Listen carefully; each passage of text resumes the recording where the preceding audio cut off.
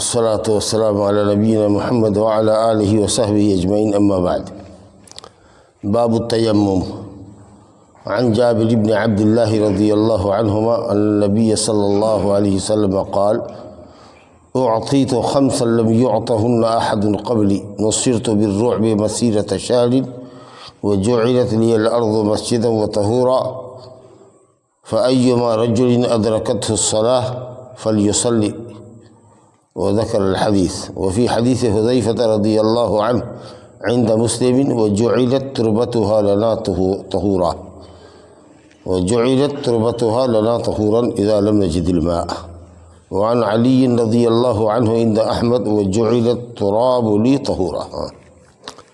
یہ تیمم کا باب ہے. اس سے قبل ہم پانی سے حاصل ہونے والی طہارت کا ذکر پڑھ چکے ہیں وضو اور غسل کی شکل میں. پانی سے وضو کرنے کا طریقہ کیا ہوتا ہے، غسل کرنے کا کیا طریقہ ہوتا ہے، غسل جنابت وہ پڑھ چکے ہیں.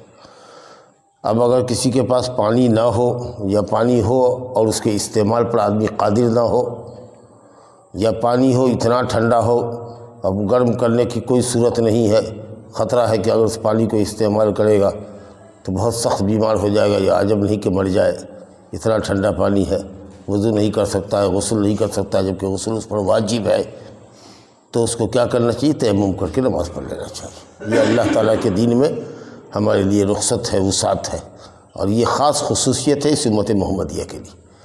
اس سے قبل کسی امت کے لیے اللہ تعالیٰ نے پانی کی جگہ پر مٹی کا استعمال کو جائز قرار نہیں دیا تھا. سمجھا کہ یہ خاص اللہ تعالیٰ کی نوازش اس امت کے ساتھ. مشاعر آئیں گے.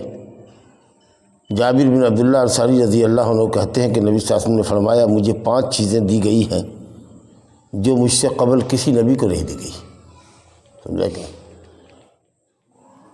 نصرت بالرعب مسیرۃ شہر، 1 مہینے کی مسافت پر بھی اگر کوئی دشمن ہے اور اس کو میرے متعلق علم ہو جائے کہ میں یہاں ہوں 1 مہینے کی مسافت پر، تو میرے مد مقابل کو، میرے مخالف کو ہمت نہیں ہوگی کہ وہ میرے مقابلے کے لیے کھڑا ہو سکے، بھاگ کھڑا ہوگا 1 مہینے کی مسافت تک. یہ ایسا وقت آیا کہ مسلمان کا غلبہ جزیرہ عرب میں ایسا ہو گیا اور ایسی مضبوط طاقت بن کے مسلمان ابھرے کہ اگر کسی بھی کونے میں جزیرۃ العرب کے ایک کونے میں مدینہ میں آ پائے ہے اور شام کے بارڈر پر بھی کوئی ہے یا یمن کے بارڈر پر بھی کوئی ہے، 1 مہینے ہی کی مسافت اٹھ کی رہی ہوگی پورے جزیرۃ العرب کی، تو دشمن ہمارے مقابلے کے لیے ٹھہر نہیں سکتا. یہ حالت مسلمانوں کی تھی، اور یہ فتوحات کا سلسلہ اس کے بعد بھی مسلمانوں کا باقی رہا، نبی صلی اللہ علیہ وسلم کے بعد بھی. لیکن جیسے جیسے لوگ دین سے برگشتہ ہوتے گئے، دین چھوڑتے گئے، دنیا مسلط ہوتی گئی، بدعملیوں کے شکار ہوتے گئے، اب مسلمان دوسرے سے روب زدہ ہے. سمجھا کہ بستی میں اگر 4 کافر ہے تو اس سے ہم لوگ مرعوب ہیں، وہی روب گانٹتا ہے. سمجھا کہ نہیں؟ ہاں، وہی روب گانٹتا ہے. پورے محلے میں 1-2 کافر اگر تو وہ روب سے بات کرتا ہے. تو ایسے حالات پیدا ہوئے. ہماری بدعملیوں کا نتیجہ ہے کہ اللہ تعالیٰ نے دشمنوں کو ہم پر مسلط کر دیا ہے. اب پہلے نبی صلی اللہ علیہ وسلم نے فرمایا کہ 1 مہینے کی مسافت پر بھی اگر دشمن ہے تو وہ ہمارے نام سے تھر تھر کانپتا ہے. اس کی ہمت نہیں کہ ہمارے مقابلے کے لیے ٹھہر سکے، بھاگے گا دہشت کے ساتھ. اللہ نے اتنا غلبہ اور اتنا دبدبہ مسلمانوں کا عطا فرمایا کافروں کے دلوں میں. اس کے بعد دوسری چیز آپ نے فرمایا جعلت لی الارض مسجدا وطہورا، جو ہماری اس باب سے متعلق ہے تیمم سے، کہ روئے زمین پوری کی پوری ہمارے لیے مسجد بنا دی گئی اور پاکی کا ذریعہ بنا دی گئی. لہذا جس کسی شخص کو جہاں کہیں نماز ملے، نماز کا وقت ہو جائے، فلیصلی، نماز پڑھ لے. چوراہے پر ہے، درما میں ہے مسجد، اگر نہیں ہے، وقت ہو گیا ہے تو وہی نماز پڑھ لیجیے. سمجھا کہ سبزی پر نماز پڑھ لیجیے، یا مصلی اگر ہے ڈکی میں رکھے ہوئے ہیں تو وضو کیجیے. وقت ہو گیا، تیرے کہ اب گھر پہنچ جائیں گے، کیوٹی پہنچ جائیں گے، درما پہنچ جائیں گے، تب راستے میں چکا برسٹ ہو گیا، نہیں پہنچ سکے، کام میں الجھ گئے، کوئی ایمرجنسی کال آ گیا، بھاگتے جا رہے تھے دربھنگا، پھر بھاگتے ہوئے بھاگے لوار ماسٹر خورشید کی طرح سے. سمجھا کہ نہیں؟ وقت ہو گیا نماز کا، پہلے نماز پڑھ. سمجھے کہ نہیں؟ ہاں، جہاں وقت ہو جائے، کھیت میں ہو، دکھڑنا میں ہو، مسجد نہیں آ سکتے ہو، پانی ہے وضو کرنے کا، وہاں پر اگل بغل میں ڈبڑا وبڑا ہے کہیں دیکھو تو نماز پڑھ لو، نہیں تو تیمم سے نماز پڑھ لو. سمجھا کہ یہ بھی نہیں کہ یہ نماز ہم پڑھیں گے عصر میں، عصر کو پڑھیں گے مغرب میں، نہیں. نماز کا وقت مقرر ہے، جیسے ہی نماز کا وقت ہو جائے جہاں بھی چاہو نماز پڑھ لو، کھیت میں، کلیان میں، بالو میں، پتھر پر، پہاڑ میں، جہاں کہیں بھی ہو نماز پڑھ لو، بلاک میں، کچہری میں، جہاں وقت ہو نماز پڑھ لو. ساری روئے زمین مسجد ہے ہمارے لیے، سوائے اس کے وہ جگہ جہاں پر گندگی ہے تو ہٹ کے پڑھو، پاک جگہ پڑھو، کوڑا کٹکر کی جگہ پہ نہ پڑھو، حمام میں نہ پڑھو. سمجھا کہ نہیں؟ جو گندی جگہ ہے وہاں نماز نہیں ہے، باقی سب جگہ نماز. سمجھا کہ نہیں؟ اگر مسجد نہیں آ سکتے ہیں آپ اور نماز میں تاخیر ہو جائے گی تو آپ یہاں کے آنے کا انتظار مت کیجیے، آپ مسجد کے لیے ضروری نہیں ہے. جبکہ پہلی قومیں اپنے اپنی گرجا گھروں میں، اپنی اپنی عبادت خانوں میں ہی نماز ادا کر سکتی تھی، وہ کہیں اور نماز نہیں پڑھ سکتے تھے. اور طہارت کا ذریعہ ان کے ہاں صرف پانی تھا، مٹی استعمال نہیں کر سکتے تھے. لیکن اللہ تعالیٰ نے ہمارے لیے روئے زمین کو پاکی کا ذریعہ بنا دیا. تو اگر پانی نہیں ہے تو مٹی ہے، تو مٹی وہ ہوتی ہے کہ اس کو اگر ہاتھ میں پھیریے گا تو اس میں کچھ لگے گا ہاتھ میں، یہی مٹی ہوتی ہے. لیکن مان لیجیے کہ پتھر ہے، ایسے علاقے میں ہے کہ مٹی نہیں، خالی پتھرے پتھر، تو پتھرے پر ہاتھ مار دیجیے، وہ بھی مٹی ہی سے پیدا ہوا ہے. اسی طریقے سے ریت ہی ریت ہے، ریت ہی ریت ہے، ریتوں کا سلسلہ. تو ریت پر ہی ہاتھ کو ایسے ایسے رگڑ دیا اور چہرے پر ہاتھ مل لیا ہو گیا. سمجھا کہ بلواہی مٹی ہو، نمکین مٹی ہو، پتھریلی مٹی ہو، پتھر کنکڑ ملا ہوا ہے، بالو ہے، ریتیلا علاقہ ہے یا مٹی ہے، سمجھا کہ نہیں، کسی چیز پر ہاتھ پھیریے گا آپ کا تیمم ہو جائے گا. اور بھی اس میں کئی چیزیں ہیں کہ جس میں آپ نے فرمایا کہ میرے لیے غنیمت حلال کی گئی ہے. دوسرے انبیاء کے لیے یا تو جہاد نہیں تھا ان کے زمانے میں، یا اگر جہاد تھا تو جو کچھ بھی مشرکین سے لڑنے کے بعد جو کچھ مال حاصل ہوتا تھا اس کو غنیمت کہتے. تو وہ اس کو تقسیم نہیں کر سکتے تھے آپس میں، سب کو ایک جگہ جمع کر کے رکھا اور اوپر سے آگ آئی اور جلا کے رکھ کر گئی، لے کے جا نہیں سکتے تھے. لیکن اس امت کے لیے اللہ نے اگر جب جہاد فرض کیا تو جہاد میں مشرکین کی طرف سے جو مال حاصل ہوتا ہے، سمجھا کہ نہیں، وہ سب مجاہدین کے درمیان تقسیم کر دیا جاتا ہے. 5واں حصہ بیت المال میں چلا جاتا ہے اور 4 حصے مجاہدین کے درمیان تقسیم کر دی جاتے. اس طریقے سے مال غنیمت کی کثرت سے صحابہ کرام کروڑوں پتی ہو گئے، اتنی اللہ نے دولت عطا فرمائی. سمجھا کہ نہیں؟ تو ایک چیز وہ ہے کہ غنیمت کا مال حلال کیا گیا. اس کے بعد یہ ہے کہ صاحب میرے لیے شفاعت حلال کی گئی ہے، شفاعت میرے لیے حلال کی گئی. وہ حلت یا جو علت لیے شفاعت، میرے لیے شفاعت دی گئی، میں شفاعت کا حقدار بنایا گیا. قیامت کے دن نفسی نفسی کا جب عالم ہوگا تو اللہ تعالیٰ عدل و انصاف کی کرسی پر بیٹھے اور بندوں کے درمیان فیصلہ کرے. اس کی تاب کسی نبی کے پاس نہیں ہوگی، رسول کے پاس نہیں ہوگی کہ اللہ سے یہ سفارش کرے کہ اللہ آ بندے کے درمیان فیصلہ کر، تاکہ جنتی جنت میں جائے، جہنمی جہنم میں جائے.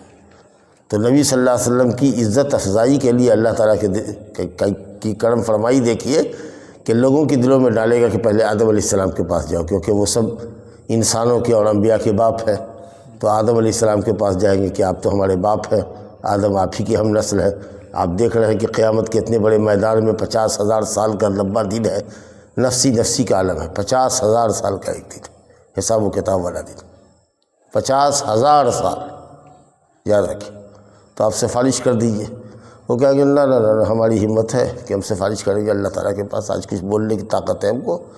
معلوم نہیں ہے کہ تمہارے باپ نے جنت میں منع کیا ہوا پھل کھا لیا تھا تو جنت سے دھتکار دیا گیا تھا، نکال دیا گیا تھا. میری ہمت ہے. جاؤ نوح کے پاس جاؤ، وہ بڑے نبی تھے. نوح علیہ السلام کے پاس جائیں گے تو وہ بھی کہیں گے میری ہمت ہے. جب اللہ کا عذاب آیا تو میرا بیٹا خود کافر تھا، سمجھا کہ نہیں. تو ہم نے اللہ تعالیٰ سے سفارش کیا کہ اللہ میرے بیٹے کو بچا لے، میرا بیٹا ڈوب رہا ہے.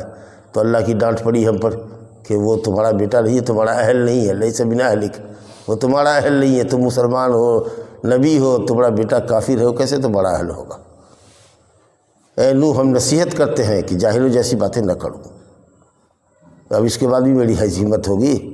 جاؤ ابراہیم خلیل اللہ علیہ کے پاس. حضرت ابراہیم اللہ بھی مختصر یہ ہے کہ وہ بھی مجبوری ظاہر کر دیں گے. کہا نہ میری ہمت نہیں ہے اچھا اللہ تعالیٰ سے کچھ کہنے کی. تو وہ کہا کہ جاؤ حضرت موسیٰ کے پاس، وہ بنی اسرائیل میں سب سے بڑے نبی تھے. حضرت موسیٰ بھی کوئی اپنا عذر پیش کریں گے کہ نا میری بھی ہمت نہیں، وہ کہیں گے جاؤ عیسیٰ علیہ السلام کے پاس۔ عیسیٰ علیہ السلام اپنا کچھ عذر تو نہیں پیش کریں گے، لیکن کہیں گے کہ میری ہمت تو نہیں ہے، لیکن کوئی عذر نہیں پیش کریں گے، کہیں گے جاؤ سیدھے محمد صلی اللہ علیہ وسلم کے پاس۔ اتنے نبیوں سے ہو کر کے گزرے ہیں، تب یہاں آ کر کے اہمیت ظاہر ہو رہی ہے۔ اللہ تعالیٰ چاہتا تو دل میں بات ڈال دیتا کہ سیدھے محمد صلی اللہ علیہ وسلم کے پاس چلے جاؤ، اور وہاں جاتے تو آپ سفارش کر دیتے، لیکن وہ حالت پیدا نہیں ہوتی جو کہ اتنے سارے بڑے بڑے انبیاء کرام سے پوچھنے کے بعد اور ان کے عاجز ہو جانے کے بعد نبی صلی اللہ علیہ وسلم کی پوزیشن جب واضح ہوئی، کلاس میں سب لڑکا سے پوچھ لیجئے، جو لڑکا جانتا ہے نہ بولے، ایک ایک کر کے پوچھ لیجئے، کوئی لڑکا جواب نہ دے، ایک تو ہاتھ اٹھا وہ جواب دے تو اس کی اہمیت ہوگی۔ آپ پہلے ہی سے انگلی اٹھا لے گا تو کہے گا ہاں سر ہم کو بھی معلوم تھا، وہ کہے گا سر ہم کو بھی معلوم تھا، تو وہ اہمیت نہیں رہے گی۔ جی تو دیکھیے اللہ نے کیسے عزت تمام انبیاء کے درمیان نبی صلی اللہ علیہ وسلم کی بڑھائی۔ جب لوگ آئیں گے آپ کے پاس تو آپ نے کہا انا لہا، میں ہوں اس کا حقدار، میں اس کا حقدار ہوں، میں کرتا ہوں سفارش۔ اور اس کی تفصیل حدیث کے اندر آئی ہے، لمبی حدیث ہے، حدیث شفاعت کی۔ آپ سر سجدے میں ڈالیں گے، روئیں گے، گڑ گڑائیں گے، خوب اللہ تعالیٰ کی تعریف کریں گے تو اللہ تعالیٰ کی اجازت ہوگی کہ کیوں رو رہے ہیں، اٹھائیے سر سجدے سے، مانگیے جو مانگتے ہیں، کہیے کیا کہتے ہیں، سفارش کیجیے، آپ کی سفارش قبول ہوگی۔ تب محمد صلی اللہ علیہ وسلم کہیں گے کہ اللہ تعالیٰ بندوں کے درمیان فیصلہ فرما۔ تو یہ شفاعت جو ہے اس کو شفاعت کبریٰ، سب سے بڑی شفاعت جو قیامت کے دن ہوگی، جس پر اللہ تعالیٰ فیصلہ فرمائے گا بندوں کے درمیان، یہ صرف نبی صلی اللہ علیہ وسلم کو حاصل ہے۔ اور اس کے بعد پانچویں چیز آپ نے فرمایا کہ مجھ پر اللہ تعالیٰ نے نبوت کے سلسلے کو ختم کر دیا، سمجھا؟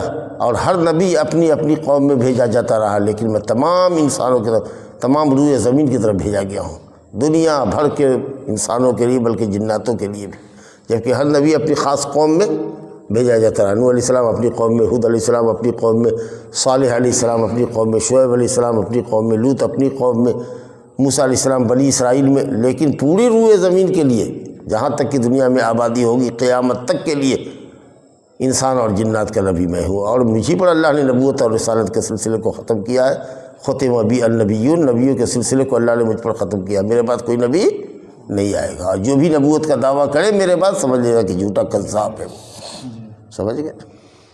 یہ پانچ چیزیں حدیث میں بتائی گئی ہے، اسی لیے کتاب والے نے مختصر کر دیا، کیونکہ ان کو تو صرف مسئلے سے مطلب اپنا مطلب تھا، جتنے سے مطلب تھا اتنا ہی پوائنٹ ذکر کیا کہ پوری روئے زمین ہمارے لیے مسجد اور پاکی کا ذریعہ بنائی گئی ہے۔ جہاں وقت ہو جائے نماز پڑھ لو، اور جہاں پانی نہ ملے، گرد و پیش میں دیکھو کہ پانی نہیں ہے تو بس تیمم کر لو، اور مٹی پر کرو یا مٹی کے جنس کی کوئی بھی چیز، بالو، ریت، پتھر، جو بھی کچھ ہو، سرخی، چونا، سب چلے گا، سب زمین ہی سے نکلتا ہے۔ اگر کچھ نہیں ہے تو پیر ہے، کچھ نہیں ملا تو پیرے ہیں، پیرے پر ایسے کر کے سمجھا کہ نہیں؟ ہاں کچھ اس میں لگے چاہے نہ لگے، سمجھا کہ اللہ تعالیٰ کی عنایت دیکھیے۔ تو یہ جو ہے تیمم، یہ بہت بڑی نعمت ہے اللہ تعالیٰ کی، جو اس امت کو حاصل۔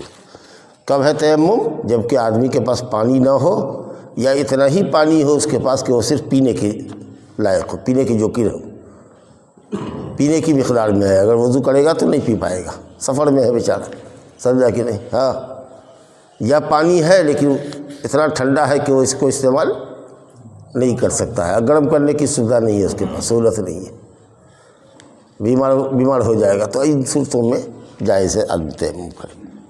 تو یا تو خود آدمی بیمار ہو، پانی تو ہے گرم لیکن خود بیمار ہے، استعمال نہیں کر سکتا ہے، یا صحت مند ہے لیکن پانی نہیں ہے، یا پانی ہے تو اتنا ٹھنڈا ہے کہ اس کے استعمال پر قادر نہیں ہے، یا بک رہا ہے پانی، خریدنے کے لیے پیسہ نہیں ہے۔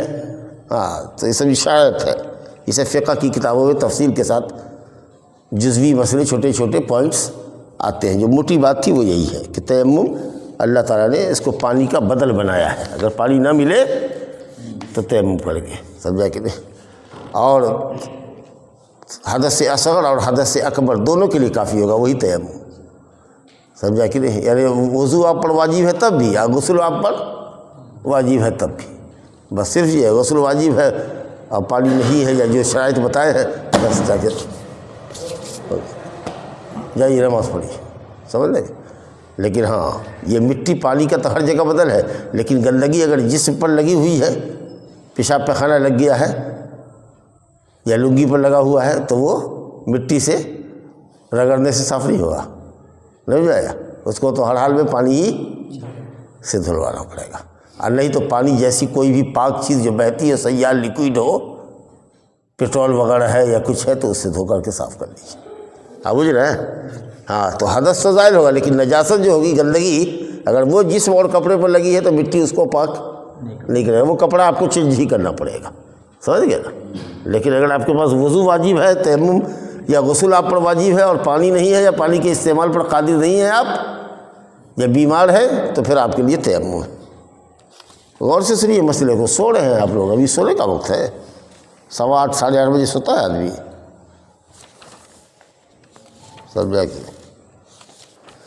آئیے دوسری حدیث دیکھیے کیسے تیمم کیجیے گا، اس کا طریقہ بتا رہے ہیں، بخاری مسلم کی روایت ہے۔ وعن عمار بن یاسر رضی اللہ عنہ قال بعثني النبي صلی اللہ علیہ وسلم في حاجة فأجنبت فلم أجد الماء فتمرغت في الصعيد كما تتمرغ الدابة ثم أتيت النبي صلى الله عليه وسلم فذكرت له ذلك فقال إنما كان يكفيك أن تقول بيديك هكذا ثم ضرب بيده الأرض ضربة واحدة ثم مسح الشمال على اليمين وظاهر كفيه ووجهه متفق عليه واللفظ لمسلم وفي رواية للبخاري وضرب بكفيه الأرض ونفخ فيهما ثم مسح بهما وجهه وكفيه وعن ابن عمر رضي الله عنهما قال قال رسول الله صلى الله عليه وسلم التيمم ضربتان ضربة للوجه وضربة لليدين إلى المرفقين رواه دارقطنی وصححہ الائمہ وقفہ۔ بہت اچھی بات ہے۔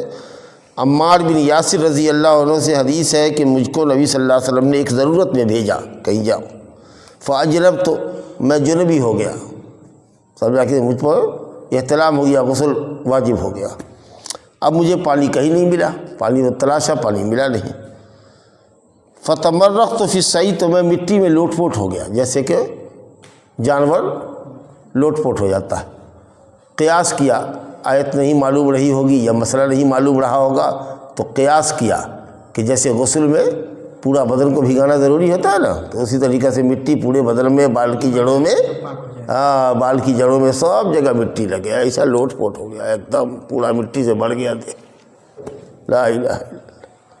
پھر جب میں نبی صلی اللہ علیہ وسلم کی خدمت میں آیا تو میں نے واقعے کا ذکر کیا آپ سے، آپ نے کہا انما کان یکفیک ان تقول، تم کو کافی تھا یہ کہ تو کہتے یعنی کرتے، کہنا بول کے کرنا مراد ہے، ایسا کہتے یعنی ایسا کرتے، تم کو یہ کہنا کافی تھا، مطلب کرنا کافی تھا، سمجھ گئے؟ کیا بیدئی کا ہاکدہ، دونوں ہاتھ لیتے، ایسے لیتے یا اس کو زمین پر ایسے مارتے، سمجھا کہ نہیں؟ اب مارنے کے بعد کہتے ہیں کہ بائیں کو دائیں پر رگڑتے، ٹھیک ہے، اور دائیں کو بائیں پر رگڑتے، پشت کلائی پر، یہ تو مڑوے کی ہو نیچے، ایسے تو ہوئیے گیا ہے، تو بائیں ہاتھ سے داہنا کی پشت کلائی پر اور داہنا ہاتھ سے بایاں پشت کلائی پر، وہ وجہ ہو، اور چہرے پر، اب چہرے میں خالی ڈھاکے رہے تیرے سے نا تیمم پڑے گا تیرے سے نا، دونوں ہاتھ رکھو جیسے منہ دھوتے ہو، بال کے اگنے کی جڑ سے لے کر کے دونوں کان تک۔ اب بال میں خلال نہیں کرنا ہے، خلال پانی سے ہوتا ہے، مٹی سے خلال نہیں ہوتا، ہاں لوجے، خالی ہاتھ کو ایسے پھیر دیا، ہو گیا، ہو گیا تیمم۔ کہاں تک؟ ایک ہی مرتبہ، ضربۃ واحدہ، ایک ہی مرتبہ، حدیث میں تم کو کافی تک یہ کرتا، ثم ضرب بیدیہ، دونوں ہاتھ سے زمین پر مارا، ضربۃ واحدہ، ایک مرتبہ مارنا، اور اس کے بعد داہنے ہاتھ کے اوپر بائیں ہاتھ کو رگڑا، اور بائیں ہاتھ سے دائیں ہاتھ کے پشت کلائی پر، پشت کہتے ہیں پیٹھ کو، اوپری حصہ کو، یہ تو اندر والی کلائی ہوئی، سمجھا کہ نہیں، اور وہ وجہ اور چہرے کو۔ لیکن پہلے کیا کرنا چاہیے؟ کلائی پر ہونا چاہیے کہ چہرے پر ہونا چاہیے؟ بخاری میں جو نیچے روایت آئی ہے ایک اور روایت، اس میں ہے کہ آپ نے دونوں بتایا کہ دونوں ہاتھ سے زمین کو مارتے، اور اس میں اگر مٹی زیادہ آ گئی تھی مثال کے طور پر تو ایسے کرنے کا پھونک مار دیتے تاکہ مٹی تھوڑا ہلکا ہو جائے اگر زیادہ مٹی لگ جائے تو، اور اس کے بعد مسح بہما، ان دونوں ہاتھ سے چہرے پر مسح کرتے اور پھر ہاتھ پر مسح کرتے کلائی تک، یہ جو پہنچا ہے بس اتنے، سمجھ گئے؟ اب قرآن مجید میں بھی اللہ نے کہا ہے، سمجھا کہ فَإِن لَّمْ تَجِدُوا مَاءً فَتَيَمَّمُوا صَعِيدًا طَيِّبًا فَامْسَحُوا بِوُجُوهِكُمْ وَأَيْدِيكُمْ۔ تیمم کرو تو پہلے چہرے پر، اس کے بعد اللہ نے قرآن میں ذکر کیا ہاتھ کا، تو پہلے ذکر ہے چہرے کا، اس کے بعد ہے ہاتھ کا، نہ سمجھا؟ تو تیمم کا طریقہ معلوم ہو گیا، بس مٹی پر ہاتھ لیا، یا ڈھیلا اگر گھڑ میں لیے ہوئے تو لے لیا ہاتھ میں، یا دونوں ہاتھ میں ایسے ایسے اس کو کر لیا، پھر ڈھیلا ہٹا دیا، ایسے ایسے کر لیا، نہیں سمجھا؟ اور اس کے بعد چہرے پر ہاتھ بڑھا، اور پھر بائیں ہاتھ سے ایسے پوچھ لیا، ہو گیا۔ چلیے، ابن عمر رضی اللہ عنہ کی ایک روایت لے کر آئے ہیں، حالانکہ لانا نہیں چاہیے لیکن لے کر آئے ہیں، کہتے ہیں رسول اللہ صلی اللہ علیہ وسلم نے فرمایا کہ تیمم 2 مرتبہ ہے، اسی پر حنفیوں کا عمل ہے۔ تیمم 2 مرتبہ مارنا ہے، ایک مرتبہ مار کر کے ہاتھ چہرے پر ملو، اور دوسری دفعہ ہاتھ مارو مٹی کے اوپر، تو ہاتھ کو ایرن میں کیوں نہیں تک، یہاں تک لاؤ، سمجھ لگے؟ ہاں، بائیں ہاتھ سے داہنے ہاتھ کی کرے ایسا کیوں نہیں سمجھ، جیسے وضو میں یہاں تک کرتے ہو۔ لیکن خود صاحب کتاب کہتے ہیں کہ ائمہ کرام نے، محدثین نے اس حدیث کو ابن عمر کا قول بتایا ہے، نبی کی حدیث نہیں، سمجھ لگے؟ تو حدیث ضعیف ہے یہ۔ اور وہ جو اوپر والی روایت ہے عمار بن یاسر کی، وہ نبی صلی اللہ علیہ وسلم کا قول ہے، بخاری اور مسلم کی روایت ہے، اس لیے کوئی مقابلہ ہی نہیں ہے، یہ شاذ منکر روایت ہے جو صحیح حدیث کے اگینسٹ میں آئی ہوئی، سمجھ لیں گے؟ تو اس لیے بالکل کسی لائق ہی نہیں، دیوار پر مار دینے کے لائق، سمجھا کہ نہیں؟ ہاں، تو سمجھ میں آ گیا تیمم کا طریقہ۔ تب یہ غسل واجب ہوگا تب بھی، وضو واجب ہے تب بھی، ہاں، یہ بوجھیے گا کہ غسل کے لیے کوئی الگ طریقہ ہے تیمم کا، بس ایک کے طریقہ ہے۔ چلیے، ایک تیسری حدیث سنیے، وعن ابی ہریرہ رضی اللہ عنہ قال قال رسول اللہ صلی اللہ علیہ وسلم السعید وضوء المسلم وإن لم يجد الماء 10 سنين فإذا وجد الماء فليتق الله وليمسه بشرته رواه البزار وصححه ابن القطان ولكن صوب الدارقطني ارساله وللترمذي عن ابي ذر وصححه۔ مفہوم ٹھیک ہے، حدیث کی سند میں کلام ہے۔ کہتے ہیں ابو ہریرہ رضی اللہ عنہ کہتے ہیں کہ نبی صلی اللہ علیہ وسلم نے فرمایا کہ پاک مٹی مسلمان کا وضو ہے، وضو مانے پانی، یعنی پانی کے قائم مقام ہے، پاک مٹی پانی کے قائم مقام ہے، اگرچہ آدمی 10 سال پانی نہ پائے، مبالغہ کے لیے ہے، 10 سال کیا 20 سال بھی نہ پاوے، 30 سال بھی نہ پاوے، صرف اس کو جو ہے سو ہر وقت کھانے پینے کے وقت میں 1 گلاس پانی دیا جائے پینے کے لیے، بس، اور پانی نہیں دیں گے، نہیں سمجھا؟ ہاں، استنجا بھی کرو پتھر سے، پانی نہیں دیں گے، غسل کرنے کے لیے پانی تم کو نہیں دیں گے۔ مثال کے طور پر کوئی مجرم ہے، جیل میں ہے، اس کو اسی طرح کی سزا ملی ہوئی ہے مثال کے طور پر، یا کوئی ایسی بیماری ہے جس کو یہ کہ صرف پانی تو پی سکتا ہے لیکن پانی جسم کے اوپر گرا نہیں سکتا مثال کے طور پر، تو جب تک کہ یہ عذر ختم نہیں ہوتا، یا جب تک کہ پانی نہیں ملتا، اگر پانی نہیں مل رہا ہے 10 سال تک، تو صرف تیمم سے ہی نماز پڑھتا رہے گا۔ اور جب پانی کا بدل ہے، قائم مقام ہے، تو جس طریقے سے ایک وضو سے کئی وقت کی نماز آپ پڑھ سکتے ہیں، تو اسی طریقے سے ایک تیمم سے بھی کئی وقت کی نماز پڑھ سکتے ہیں۔ اب مان لیجیے کہ وضو پیشاب کیا، ڈھیلا لیا، اس کے بعد ظہر کے لیے آپ نے تیمم کر لیا، اور وہ آپ کا تیمم عصر میں بھی باقی ہے، مغرب تک بھی باقی ہے، تو پھر دوبارہ ہر نماز کے لیے تیمم کرنے کی ضرورت نہیں ہے۔ پھر جب استنجا کیجیے گا تو پھر آپ کا وہ تیمم ٹوٹے گا، پھر دوبارہ تیمم کیجیے گا، سمجھا کہ؟ تو ایک تیمم سے کئی وقت کی نماز آپ پڑھ سکتے ہیں، لیکن جیسے ہی آپ کو پانی ملے، آپ آگے اللہ کے نبی فرماتے ہیں فَإِذَا وَجَدَ الْمَاءَ، جیسے ہی پانی ملے، جب آدمی پانی پائے، فَلْيَتَّقِ اللَّهَ، تو اللہ سے ڈرے، اللہ کا تقوی اختیار کرے، یعنی اللہ کے حکم پر عمل کرے، یعنی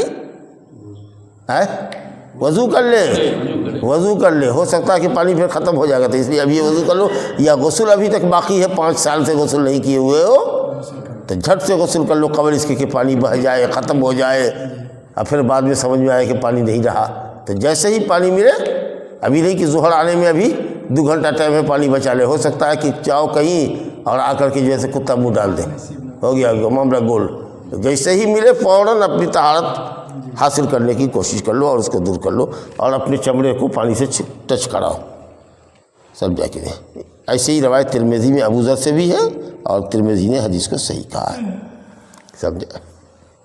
جیسے ہی پانی کو پاؤ فلیتق اللہ۔ تو اب اگر آپ سے یہ کہے کہ صاحب آدمی نماز پڑھ رہا تھا تیمم سے، پانی نہیں ملا، چاروں طرف کھوجا، لیکن مان لیجیے کہ کسی نے پانی لا کر کے رکھ دیا بالٹی، سمجھا کہ نہیں؟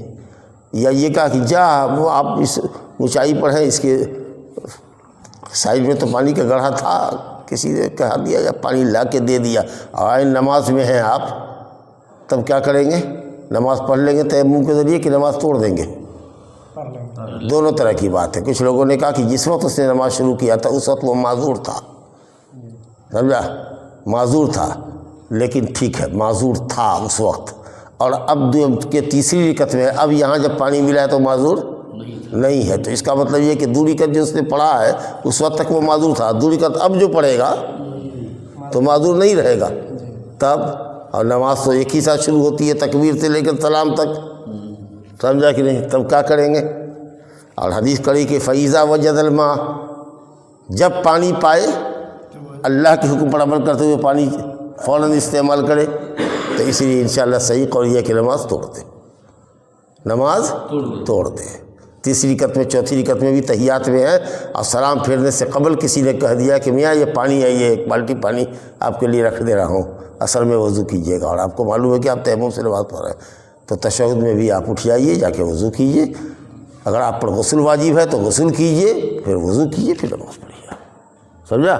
لیکن ہاں نماز پڑھ کے فارغ ہو چکے ہیں بھیا، تیمم سے نماز پڑھ کے فارغ ہو چکے ہیں، اور اس کے بعد کسی نے لا کر کے پانی دیا، اور ابھی ٹائم ہے، ابھی ظہر 1 گھنٹہ ہے، عصر 1 گھنٹہ ہے، نہیں سمجھا؟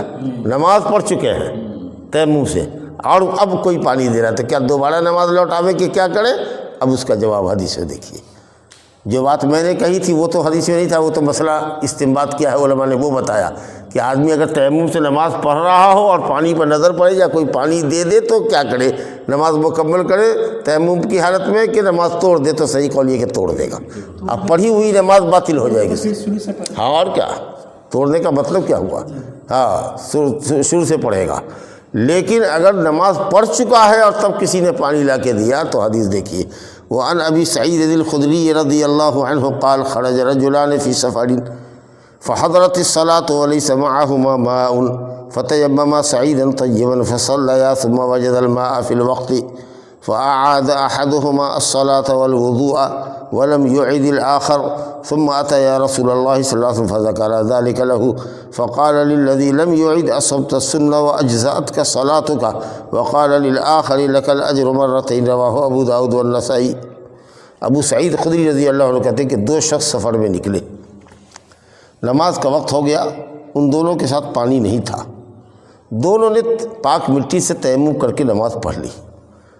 جب دونوں نماز سے فارغ ہو گئے، پھر نماز کے وقت کے رہتے ہوئے ہی، نماز کا وقت رہتے ہوئے ہی دونوں کو پانی بھی مل گیا،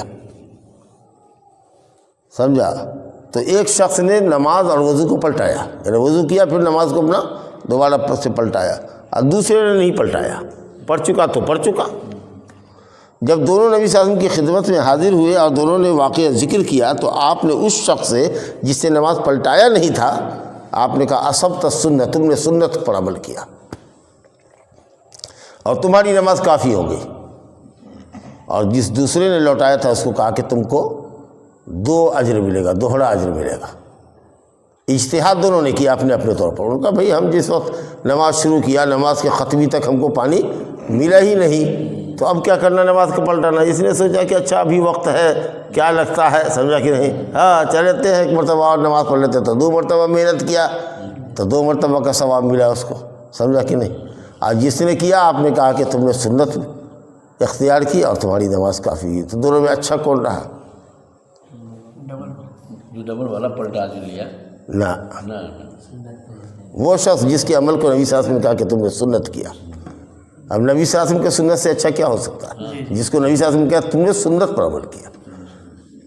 اس کو نہ مجھ میں آیا کہ اس کے دودھ کاہے کو اسکتیا میں ہم پڑھ رہے ہیں، دوبارہ کر رہے تھے، جاتا دوبارہ اگر کر لیے تو بڑا اجتہاد اگر یہی کہتا ہے کہ دوبارہ کر لیے تو چل اللہ تعالیٰ نے دے دیا۔ اب جب آپ کو یہ مسئلہ معلوم ہو گیا تو اب سنو یار، تو اب اگر آپ کو مسئلہ اب معلوم ہو گیا تو اب آپ کو اگر آپ اور یہ دونوں جا رہے ہیں اور پھر یہی کیفیت آپ کے ساتھ بھی ہو اور اب آپ دوہرائیے گا، یہ بچہ نہیں دوہراوے گا تو آپ کو دوہرا اجر ملے گا کہ نہیں ملے گا؟ جاننے کے بعد کہاں ملے گا؟ نہیں ملے گا۔ جواب آپ صحیح دیا کہ نہیں ملے گا. وہ تو دونوں نے اجتہاد کیا تھا. تو نبی صلی اللہ علیہ وسلم نے کہا کہ چلو نہیں معلوم تھا، اجتہاد کیا، 2 مرتبہ پڑھ لیا تو دوہرا. جب نبی نے کہہ دیا کہ نہیں سنت ہے وہی کہ صاحب نماز کو پلٹانا نہیں ہے، کافی ہو گیا، تو اب اجتہاد نہیں ہے. اب جب نبی کی سنت آ گئی کہ نہیں بھائی ہو گئی نماز آپ کی، تو اب اگر کوئی پلٹاتا ہے یہ سمجھ کر کے کہ ہم کو دوہرا اجر ملے گا، تو دوہرا اجر نہیں ملے گا، بلکہ ہو سکتا ہے کہ گناہ ہو جائے سنت کی خلاف ورزی کرنے سے. اب سمجھ میں آیا؟ سمجھا نا؟ دماغ کھول کے درس میں بیٹھنے سے یہی فائدہ ہوتا ہے. چلیے 2-3 حدیث اور ہیں، چھوٹی سی سمجھ لیجیے، یہ مسئلہ ختم ہے، باب ختم ہے. وعن ابن عباس رضی اللہ عنہما فی قولہ تعالی وَإِن كُنتُم مَرْضَىٰ أَوْ عَلَىٰ سَفَرٍ قَالَ إِذَا كَانَتْ بِالرَّجُلِ الْجَرَاحُ. ابن عباس رضی اللہ عنہ ایک آیت کی تفسیر بتا رہے ہیں کہ اگر تم مریض ہو یا سفر میں ہو اور پانی نہ پاؤ تو پاک مٹی سے تیمم کر لو. یہ قرآن کی آیت ہے. کہتے ہیں اگر کسی شخص کو زخم ہو، اللہ کے راستے میں زخم لگا ہے، 3 تلوار کہیں لگا ہوا ہے مثال کو، یا کئی جگہ اس کے زخم ہے، دمل ٹائپ کا نکلا ہوا ہے، اور وہ آدمی جنوبی ہو جائے، سمجھا، غسل کرنا اس پر لازم ہے.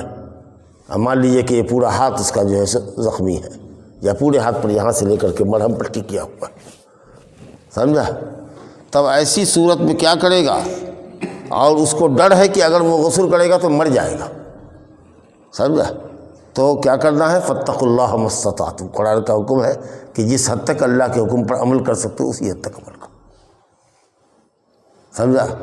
تو کیا کرے گا؟ وہ تیمم کر لے گا، تیمم کر کے نماز پڑھے گا. لیکن اگر اس ہاتھ کو بانچ کر کے ہٹا کر کے سر پر پانی ڈلایا جائے، داہنے ہاتھ سے استعمال کیا جائے، یا داہنا ہاتھ اگر پلاسٹر لگا ہوا ہے تو بائیں ہاتھ سے استعمال کیا جائے، کوئی تعاون کرنے والا ہے جو پانی گرا دے، بہا دے، نہ سمجھا، پورے جسم کو اس کا نہلا دے، دھولا دے، ایک ہاتھ سے وہ جہاں تک ہاتھ جاتا ہے کچھ حصے میں وہ دھو دے، نہ سمجھا. تو اور یہ جو حصہ ہے، یہ جو الگ کر کے رکھے ہوا ہے، اس کے اوپر تر ہاتھ میں پانی لیا، پانی جھاڑ دیا، جیسے سر پر مسا نہ کرتے ہیں ویسے اوپر سے مرہم کے اوپر سے جو بینڈیج بندھا ہوا ہے ہو گیا. سمجھ میں آیا؟ صرف مسح کر لینا.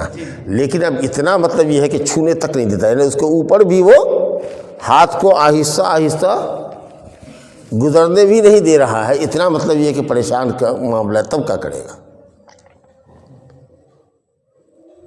بقیہ تو تمام جسم کو دھو چکا، یا اس کی بیوی نے، بچے نے اس کو نہلا دیا.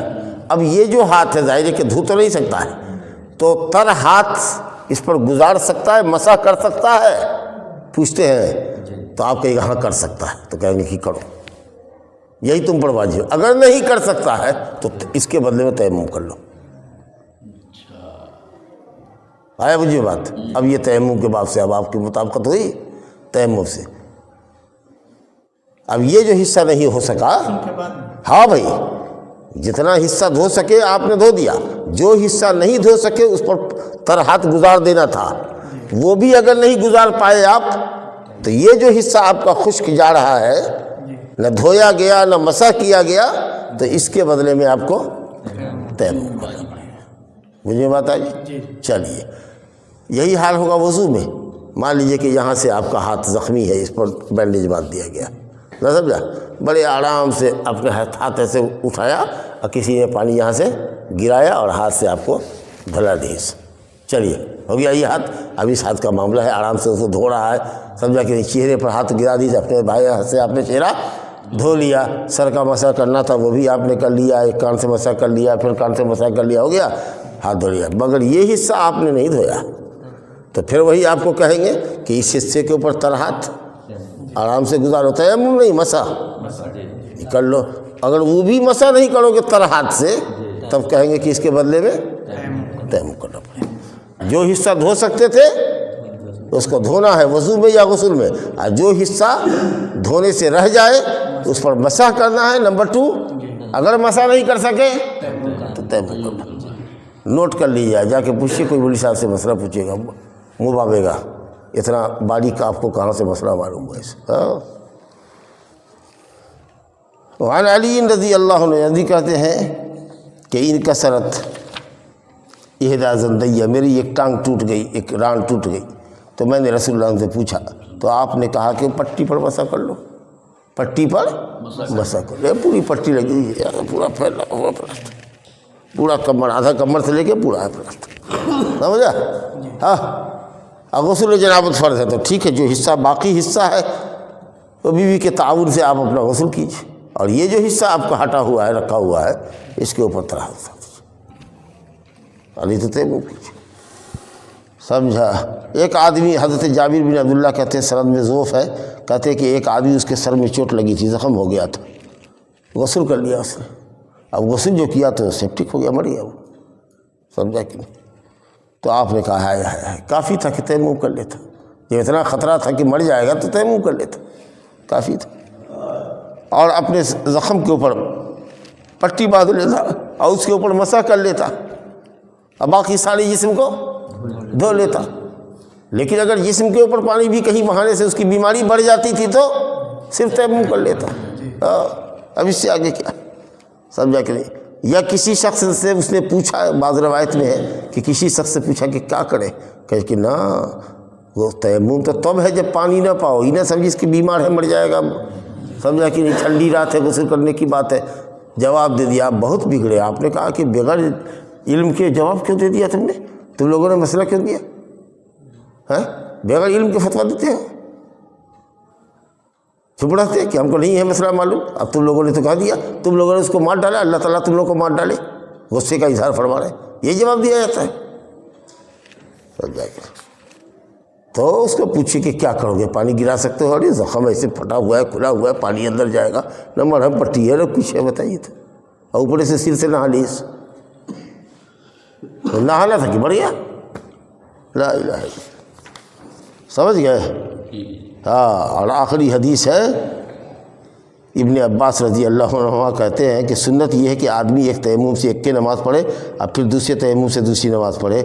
علامہ ابن حجر کہتے ہیں کہ دار قطنی روایت کیا ہے ابن عباس کی، لیکن انتہائی کمزور سند ہے، یہ خود کہتے ہیں کہ انتہائی کمزور سند ہے۔ بعض علماء نے کہا کہ اس کو ذکر ہی نہیں کرنا چاہیے تھا، جب پانی کا بدل آپ کہہ رہے ہیں اس کو، نبی صلی اللہ علیہ وسلم فرمایا کہ السعید الطیب، پاک مٹی، وضوء المسلم، مسلمان کا وضو ہے، وضو والے پانی، تو جب پانی ہے تو ایک مرتبہ جب آدمی وضو کرتا ہے تو وہ وضو ظہر کا وضو عصر میں رہا، مغرب میں رہا، عشاء تک رہا، تو تیمم کا بھی یہی حال ہوگا، ہر نماز کے تیمم کی کیا ضرورت ہے؟ ایک آدمی جنوبی ہے اور جنابت صبح میں اس کو ہوئی ہے، اس کو تیمم کیا، اب دن میں بھی پانی کے استعمال پر وہ قادر نہیں ہے، تو وہ وضو اگر اس کا ہے تو جب تک جنابت نہیں دوبارہ ہوگی تب تک وہ جنوبی وہ تیمم آپ کافی ہے اس کا۔ ہاں، پھر پیشاب پخانہ لگے گا، تیمم ٹوٹے گا اس کا، پھر تیمم کرے گا، لیکن یہ کہ ہر نماز کے لیے تیمم یہ بالکل نہیں، بالکل نہیں۔ ھذا وباللہ التوفیق، وصلی اللہ علی نبینا محمد وآلہ وصحبہ اجمعین۔ چلیے پورا باب آپ کے تیمم کا ختم۔